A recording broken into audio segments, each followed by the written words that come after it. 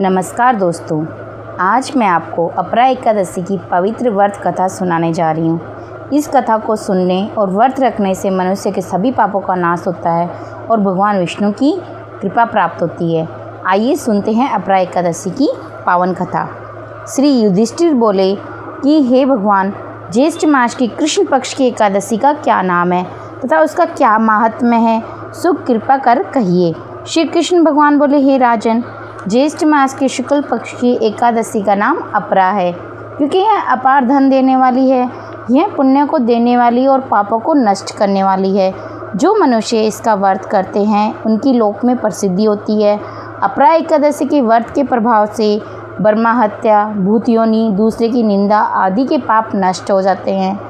इसके व्रत से पर स्त्री के साथ भोग करने वालों के पाप नष्ट हो जाते हैं। झूठी गवाही, असत्य भाषण, झूठा वेद पढ़ना, झूठा शास्त्र बनाना, ज्योतिषी, झूठा वेद आदि सबके पाप अपरा एकादशी के व्रत से नष्ट हो जाते हैं।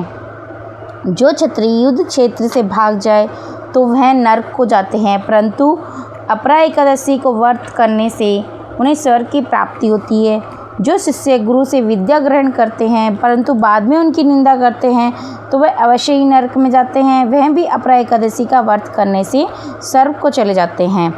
जो फल तीनों पुष्करों में स्नान करने से या कार्तिक मास में स्नान करने से अथवा गंगा जी के तट पर पितरों को पिंड दान करने से मिलता है, वह फल अपरा एकादशी का व्रत करने से मिलता है। सिंह राशि वालों को बृहस्पति के दिन गोमती में स्नान करने से, कुंभ में श्री केदारनाथ जी के दर्शन करने से तथा बद्रिकाश्रम में रहने से तथा सूर्य चंद्र ग्रहण में कुरुक्षेत्र में स्नान करने से जो फल मिलता है वह फल अपरा एकादशी के व्रत के बराबर है। हाथी घोड़े के दान से तथा यज्ञ में स्वर्ण दान से जो फल मिलता है वह फल अपरा के व्रत के फल के बराबर है।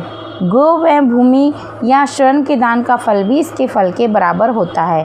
यह व्रत पाप रूपी वृक्षों के काटने को कुल्हाड़ी के समान है।